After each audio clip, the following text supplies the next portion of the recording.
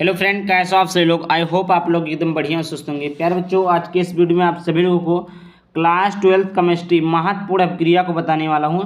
यह आपका class 12 chemistry का बहुत ही महत्वपूर्ण अपक्रिया है। अपक्रिया जो मैं आपको बताने वाला हूं, आपके सामने लिखा ही हुआ है कि कौन कौन सी अपक्रिया मैं बताऊँगा। पहला आपका सेंडमेयर अपक्रिया, दूसरा आपका है बुर्ज अपक्रिया या बुर्ज अपक्रिया कहते हैं, तीसरा आपका है बुर्ज फिटिंग अपक्रिया, चौथा आपका फिटरेल क्राफ्ट अपक्रिया, चौथा कार्बिल एमीन अपक्रिया, छठवां है आपका कोलेबे अपक्रिया, सातवां आपका है केनी जारो अपक्रिया, आठवां आपका गाटरमान काक अपक्रिया, नौवां है रायमन टीमन अपक्रिया और 10वां है इटियाई अपक्रिया और 11वां आपका हाफमान ब्रोमोमाइड अपक्रिया और 12वां है विलियमसन संश्लेषण अपक्रिया। इतने सारे अपक्रिया हैं जो कि वेरी वेरी इंपॉर्टेंट बोर्ड परीक्षा 2025 के लिए काफ़ी ज़्यादा इंपॉर्टेंट है और आगामी बोर्ड परीक्षा के लिए ही काफ़ी ज़्यादा इंपॉर्टेंट है, क्योंकि पिछले 10 सालों से जितने भी अपक्रियाएं हैं कहीं ना कहीं कम से कम 4 अपक्रियाएं तो पूछ जाती है बोर्ड परीक्षा में। तो आप लोगों के लिए काफ़ी ज़्यादा इंपॉर्टेंट है। अगर आप लोग चैनल पर पहले चैनल को सब्सक्राइब करना। देखिए टोटल कितने अपक्रिया हैं, 12 अपक्रिया हैं। कितने अपक्रिया हैं, 12 अपक्रिया हैं। इन 12 अपक्रियाओं को एकदम डिटेल में एकदम अच्छे तरीके से एकदम बेहतरीन कॉन्सेप्ट के साथ समझाने वाला हूँ, जिससे आपको नो डाउट कोई भी डाउट नहीं होगा। 100% की गारंटी है प्यारे बच्चों।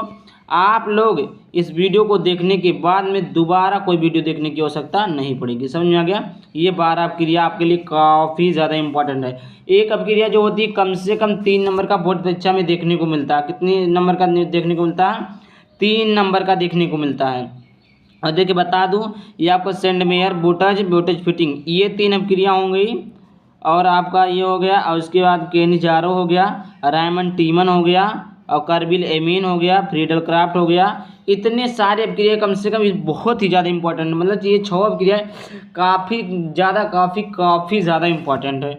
तो आप लोगों को मैं बता रहा हूँ, आप लोग देख लीजिएगा। अगर आप लोग इसका PDF चाहते हैं तो कमेंट कीजिएगा। वीडियो के डिस्क्रिप्शन में व्हाट्सएप ग्रुप का लिंक दिया, वहाँ से लोग आकर ज्वाइन हो सकते हैं। और देखिए इस पर आपको क्लास 12 सभी चीज़ें पढ़ाई जाती है। और आपको कोई भी नोट्स लेना हो, आपको मैं एक नंबर दे रहा हूँ 9696458816। केवल आप अपना एड्रेस भेज दीजिएगा और बता दीजिएगा अपना नाम। फ़ोन मत करिएगा, केवल व्हाट्सएप करिएगा, वहाँ पर आपको मिल जाएगा। समझ में आ गया। अब आइए वीडियो को स्टार्ट करते हैं देर ना करते हुए। अब देखिए यहाँ पर देखिए पहला आपका पहली अपक्रिया है सेंडमेयर अपक्रिया। कौन सी अपक्रिया? सेंडमेयर अपक्रिया क्या होती है? तो वह अपक्रिया जिसमें प्राथमिक एमीन प्राथमिक एमीन क्या है? NH2। प्राथमिक एमीन को सोडियम नाइट्राइल को लिखते हैं NaNO2 क्या कहते हैं? नाइट्राइल क्या कहते हैं? नाइट्राइल के साथ क्रिया कराने पर डाई एजोनियम लवण बनते हैं। डाई एजोनियम क्या बनते हैं? लवण बनते हैं। समझ में आ गया। तो इसकी क्यूप्रस क्लोराइड यानी क्यूप्रस क्लोराइड को लिखते हैं CuCl से, अथवा क्यूप्रस ब्रोमाइड, मतलब ये आपका क्लोरो ब्रोमो मतलब हेलोजन परिवार के तत्व होने चाहिए, ठीक, के साथ क्रिया कराने पर डाई एजीनियम समूह क्लोरो अथवा ब्रोमो के द्वारा प्रतिस्थापित हो जाता है। इस अपक्रिया को सेंडमेयर अपक्रिया कहते हैं। यहाँ पर देखिए वह अपक्रिया जिसमें प्राथमिक सोडियम नाइट्रिल के साथ क्रिया कराने पर डाईएजोनियम लवण बनते हैं। ये आपका डाईएजोनियम लवण बना। अब देखिए क्या बोला है, इस क्यूप्रस क्लोराइड, क्या क्यूप्रस क्लोराइड। अब यहाँ पर देखिए एमीन को सोडियम एमीन, यहाँ पर देखिए यहाँ पर ये है आपका NaNO2 यानी नाइट्रिल के साथ क्रिया कराया जा रहा, गर्म किया जा रहा, क्रिया कराया जा रहा। तो यहाँ पर क्या बनता है? एजोनियम लवण बनता है। तो यहाँ पर क्या बना? एजोनियम लवण बन गया। क्या बन गया? एजोनियम लवण बन गया। क्या बन गया फिर बच्चों? एजोनियम लवण। फिर से देखिए वो अपक्रिया जिसमें प्राथमिक एमीन NH2 है, सोडियम नाइट्राइल, ये आपका सोडियम नाइट्राइल है, के साथ क्रिया कराने पर तो क्या बनता है? आपका डाई एजोनियम लवण। तो ये आपका Na+2 बना, तो ये आपका डाई एजोनियम लवण बन गया। अब आगे देखिए क्या लिखा, इस क्यूप्रस क्लोराइड अथवा क्यूप्रस ब्रोमाइड, मतलब चाहे आप क्यूप्रस क्लोराइड ले लीजिए या क्यूप्रस ब्रोमाइड लीजिए, के साथ क्रिया कराने पर अब आपका ये जो बना है, क्या बना है? एजोनियम डाई एजोनियम जो बना, इसकी क्रिया कॉपर क्लोराइड अथवा कॉपर ब्रोमाइड से कराने पर, कॉपर ब्रोमाइड से कराने पर जो होता है एजोनियम प्रतिस्थापित कर देता है, क्लोरो अथवा ब्रोमो के द्वारा प्रतिस्थापित कर देता है। अब देखिए यहाँ पर जो है Na2 इधर आ जाएगा और X का मतलब होता है हैलोजन तत्व, जैसे क्लोरोब्रोमोआइड हो। तो यहाँ पर जिसके द्वारा एजोनियम समूह क्लोरो अथवा ब्रोमो के द्वारा प्रतिस्थापित हो जाते हैं, इस अभिक्रिया को सेंडमेयर अभिक्रिया कहते हैं। आपको सबसे ज़्यादा इंपॉर्टेंट है कि आपको रिएक्शन याद होनी, ये चीज़ें याद होनी चाहिए। आगे बात करते हैं दूसरा देखिए, दूसरा आपका वोल्टेज अभिक्रिया। क्या है? वोल्टेज अभिक्रिया। क्या है फिर बच्चों? वोल्टेज अभिक्रिया वह अभिक्रिया जिसमें हेलो एल्केन, वह अभिक्रिया जिसमें हेलो एल्केन को जोड़ी। अब देखिए हेलो एल्केन क्या होता है? एल्केन आपका क्या है? एल्केन आप हेलो क्या है? हेलो मीन्स हेलोजन, यानी क्लोरो ब्रोमो आइडो। तो वह अभिक्रिया जिसमें हेलोकेन के दो अणु, हेलो एल्केन के दो अणु, ये आपका देखिए के साथ शुष्क ईथर की उपस्थिति में क्रिया कराते हैं तो क्या बनता है? तो उसे सममित एल्केन प्राप्त होता है। तो ये आपका एल्केन हो गया और ये आपका क्या हो गया? सोडियम आयोडाइड प्राप्त होता है। क्या बोला? देखिए जब हेलो एल्केन के दो अणु, अब देखिए आपका CH3 और हेलो एल्केन क्या है? I है। तो आप चाहे इस तरह लिख सकते हैं 2CH3 लिख दें, या आप ऐसे लिख भी सकते हैं। देखिए ये आपका हो गया हेलो एल्केन CH3 हेलो और I क्या है आपका? हेलो एल्केन है। क्या है? हेलो एल्केन है। तो ये आपका एक हो गया। अब फिर CH3Cl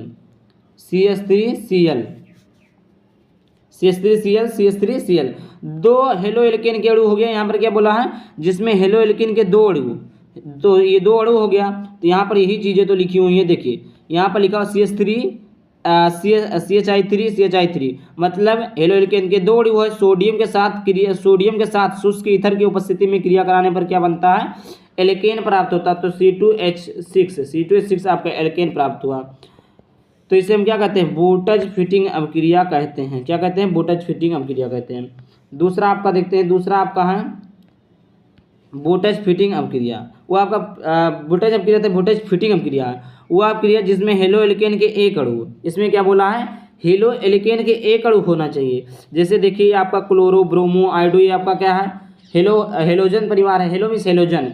और एल्केन क्या होता है? एल्केन आपका C2H5 हो गया, C2H5 CH3 C2H5, ये सब क्या हेलो एल्केन है। तो वह अभिक्रिया जिसमें हेलो एल्केन के एक अणु, तो यहाँ पर हेलो एल्केन के एक अणु है, ये सॉरी यहाँ पर देखिए हेलो एल्केन के एक अणु सोडियम धातु के साथ शुष्क ईथर की उपस्थिति में क्रिया कराते हैं तो एल्किल एरीन प्राप्त होता है। ये आपका एल्किल एरीन को ही बोलते हैं टॉलुइन।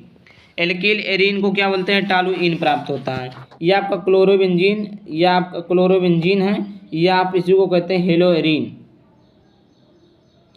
तो देखिए वह अभिक्रिया जिसमें हेलो एल्केन के एक अणु, तो वह अभिक्रिया जिसमें हेलो एल्केन के एक अणु हेलो एरीन के एक अणु सोडियम धातु के साथ शुष्क ईथर की उपस्थिति में क्रिया कराते हैं तो हेलो एल्किल एरीन या टॉलुइन प्राप्त होता है। उसे हम क्या कहते हैं? वोल्टेज फिटिंग अभिक्रिया कहते हैं। समझ में आया? एक बार फिर से देखिए, यहाँ पर देखिए ऐसे समझिए, ये आपका क्या है? हेलो एरीन या क्लोरोबेंजीन। तो जब वह अभिक्रिया जिसमें एक हेलो एरीन के एक अणु हेलो एल्केन की क्रिया सोडियम धातु के साथ शुष्क ईथर की उपस्थिति में कराते हैं तो एल्किल एरीन या टॉलुइन प्राप्त होता है, जिसे हम वोल्टेज फिटिंग अभिक्रिया कहते हैं। ये था आपका वोल्टेज फिटिंग अभिक्रिया। अभिक्रिया नंबर 3। आगे बात करते हैं चौथी अभिक्रिया। क्या? चौथी अभिक्रिया फ्रीडल क्राफ्ट अभिक्रिया। क्या है? फ्रीडल क्राफ्ट अभिक्रिया। क्या है? फ्रीडल क्राफ्ट अभिक्रिया वह अभिक्रिया जिसमें एनिसोल की एल्किल या एसिल हैलाइड के निर्जल AlCl3 की उपस्थिति में क्रिया कराते हैं तो एल्किल अथवा एसिल समूह आर्थो तथा पैरा स्थिति में प्राप्त होते हैं। इस फ्रीडल क्राफ्ट अभिक्रिया कहते हैं। आप समझिए, यहाँ पर देखिए रिएक्शन के माध्यम से ज़्यादा समझ में आएगा। वह अभिक्रिया जिसमें एनिसोल की एल्किल या एसिल हैल्डेहाइड, तो आपका बेंजीन हो गया, ये आपका क्या है? मेथिल क्लोराइड निर्जल AlCl3 की उपस्थिति में कराते हैं तो टॉलुइन प्राप्त होता है। इस अभिक्रिया को हम फ्रीडल क्राफ्ट अभिक्रिया कहते हैं। समझ में आ गया? ऐसे आप लिख सकते हैं, जब निर्जल AlCl3 की उपस्थिति में बेंजीन की क्रिया मेथिल क्लोराइड के साथ कराते हैं तो टॉलुइन प्राप्त होता है। उसे हम फ्रीडल क्राफ्ट अपक्रिया कहते हैं। और यहाँ पर तो लिखा हुआ है, इस प्रकार भी आप लिख सकते हैं। रिएक्शन याद है तो आप लोग बना लेंगे। रिएक्शन अगर आप याद है तो परिभाषा आपको लिखने की जरूरत नहीं, आपको इससे याद हो जाएगा। पांचवा अपक्रिया आपका है कार्बिल एमीन अपक्रिया। वह अपक्रिया जिसमें प्राथमिक अमीन CH3NH2 एमीन को एल्कोहलिक KOH की उपस्थिति में क्लोरोफॉर्म CH3Cl के साथ गर्म करने पर आइसोसाइनाइड यौगिक प्राप्त होता है। इस अपक्रिया को कार्बिल एमीन अपक्रिया कहते हैं। अब देखिए क्या बोला हुआ अपक्रिया जिसमें प्राथमिक एमीन, ये आपका प्राथमिक एमीन है जिसको मेथिल एमीन लिखा, जलीय एल्कोहलिक KHO, जलीय नहीं रहेगा, एल्कोहलिक KHO की उपस्थिति में क्लोरोफॉर्म से क्रिया कराते हैं तो मेथिल आइसोसाइनाइड बनता है, जिसे हम कार्बिल एमीन अपक्रिया कहते हैं। समझ में आ गया? फिर से सुनिए, आपको रिएक्शन मालूम होना चाहिए। वह अपक्रिया जिसमें प्राथमिक एमीन की क्रिया फिर से सुनिए, यहाँ पर देखिए, वह अपक्रिया जिसमें प्राथमिक एमीन एल्कोहलिक KOH की उपस्थिति में क्लोरोफॉर्म के साथ क्रिया कराते हैं तो मेथिल आइसोसाइनाइड बनता है। इस अपक्रिया को कार्बल एमीन अपक्रिया कहते हैं। अगला देखिए छठवां आपका कोलेबे अपक्रिया। वह अपक्रिया जिसने फिनाक्साइड को क्षार की उपस्थिति में, यह आपका सोडियम फिनाक्साइड आपका ले लीजिए, कुछ भी इस धातु का ले लीजिए, वह फिनाक्साइड को क्षार की उपस्थिति में कार्बन डाइऑक्साइड, ये आपका क्षार ONA हो गया तो ये क्षार की उपस्थिति नहीं होगी, तो क्षार की उपस्थिति में कार्बन डाइऑक्साइड के साथ गर्म करते हैं 140 डिग्री सेल्सियस पे गर्म करते हैं तो क्या बनता है, सोडियम सेलिसल्ट बनता प्राप्त होता है, जो शांत HCl द्वारा सेलिसिलिक अम्ल में बदल जाता है। इस अपक्रिया को हम क्या कहते हैं, कोलेबे अपक्रिया कहते हैं। सातवां आपका है केनिजारो अपक्रिया। क्या है, केनिजारो अपक्रिया। यह अपक्रिया वह एल्डिहाइड देते हैं जो अल्फा हाइड्रोजन परमाणु उपस्थित नहीं होता है। एल्डिहाइड तनु NOH या KOH के साथ क्रिया करके कार्बोक्सिलिक अम्ल का लवण तथा एल्कोहल देते हैं। इस अपक्रिया को केनिजारो अपक्रिया कहते हैं। क्या बोला, यह अपक्रिया वह एल्डिहाइड देते हैं जिनमें अल्फा हाइड्रोकार्बन परमाणु उपस्थित नहीं होता है। वह एल्डिहाइड तनु NOH या KOH के साथ क्रिया कराने पर कार्बोक्सिलिक अम्ल का लवण देता है तथा एल्कोहल देते हैं। इस अपक्रिया को केनिजारो अपक्रिया कहते हैं। HCOH को क्या कहते हैं, एल्डिहाइड। क्या कहते हैं, एल्डिहाइड।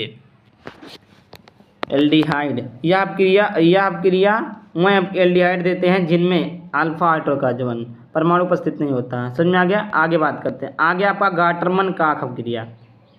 क्या है, गाटरमन काक अपक्रिया। वह अपक्रिया जिसमें बेंजीन कार्बन मोनोऑक्साइड CO तथा HCl के मिश्रण के साथ निर्जल AlCl3 की उपस्थिति में अपक्रिया करके बेंजील्डिहाइड बनाते हैं। इस अपक्रिया को गाटरमन काक अपक्रिया कहते हैं। अब देखिए यहाँ पर ध्यान से देखिए, क्या बोला हुआ अपक्रिया जिसमें बेंजीन, ये आपका बेंजीन है, मोनोऑक्साइड यानी CO प्लस HCl मिश्रण के साथ निर्जल AlCl3 की उपस्थिति में अपक्रिया जब कराते हैं तो बेंजील्डिहाइड प्राप्त होता है। इस अपक्रिया को गाटरमन काक अपक्रिया कहते हैं। देखिए यहाँ से आप देख लीजिएगा कैसे पढ़ेंगे। वह अपक्रिया जिसमें बेंजीन कार्बन मोनोऑक्साइड के मिश्रण कार्बन मोनोऑक्साइड तथा HCl को निर्जल AlCl3 की उपस्थिति में गर्म करते हैं तो बेंजील्डिहाइड बनता है, जिसे हम गाटरमन काक अपक्रिया कहते हैं। आप लोग बार बार बता रहा हूँ, अपक्रिया को ध्यान में रखिएगा, कौन सी चीज़ को, अपक्रिया को ध्यान में रखिएगा। अगला देखिए अगला है रायमंड टीमन अपक्रिया। क्या, रायमंड टीमन अपक्रिया। वह अपक्रिया जिसमें फिनाल को सोडियम हाइड्रोक्साइड व वह अपक्रिया जिसमें फिनाल को सोडियम हाइड्रोक्साइड NaOH के जलीय विलयन की उपस्थिति में क्लोरोफॉर्म के साथ गर्म करते हैं। क्लोरोफॉर्म के साथ गर्म करने पर सैलिसिलिक एल्डिहाइड बनता है। इस अपक्रिया को रायमंड टीमन अपक्रिया कहते हैं।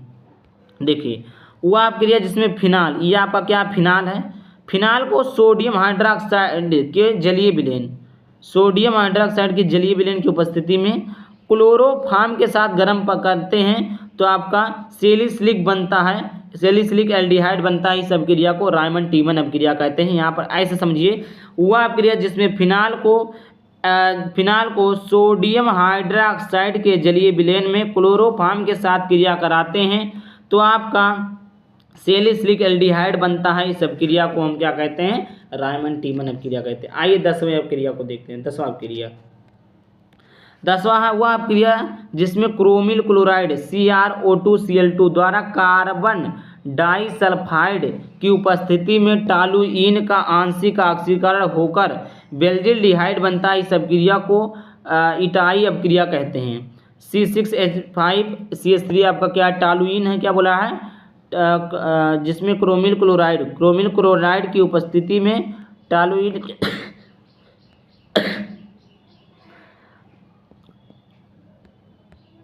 देखिए वह अपक्रिया जिसमें क्लोराइड CrO2Cl2 द्वारा कार्बन डाइसल्फाइड की उपस्थिति में टॉलुइन का आंशिक ऑक्सीकरण मिस होता है, जो ऑक्सीजन घटता आंशिक होकर बेंजील्डिहाइड बनाता है। उसे हम क्या कहते हैं, हम क्या कहते हैं, इटाई अपक्रिया कहते हैं। आगे देखिए 11वां अपक्रिया, 11वां आपका है कि हाफ मान ब्रोमाइड अपक्रिया क्या है, तो वह अपक्रिया जिसमें किसी प्राथमिक एमाइड को ब्रोमीन तथा कास्टिड सोडा के साथ गर्म किया जाता है।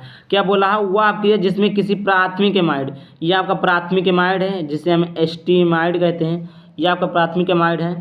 प्राथमिक एमाइड को ब्रोमीन तथा कास्टिड पोटास के साथ गर्म किया जाता है तो प्राथमिक एमीन प्राप्त होता है। क्या प्राप्त होता है, प्राथमिक एमीन प्राप्त होता है। इस अपक्रिया को हाफ मान ब्रोमाइड अपक्रिया कहते हैं। इसका देख लीजिए बैलेंसी सब सही है ना, होगी तो आप लोग कर लीजिएगा, इतने तो होशियार हैं आप लोग कि प्राथमिक एमीन की क्रिया ब्रोमाइड के साथ कास्टिड सोडा यानी पोटेशियम हाइड्रोक्साइड के साथ गर्म करते हैं तो मेथिल एमीन या प्राथमिक एमीन प्राप्त होता है। उस अपक्रिया को हम हाफ मान ब्रोमाइड अपक्रिया कहते हैं।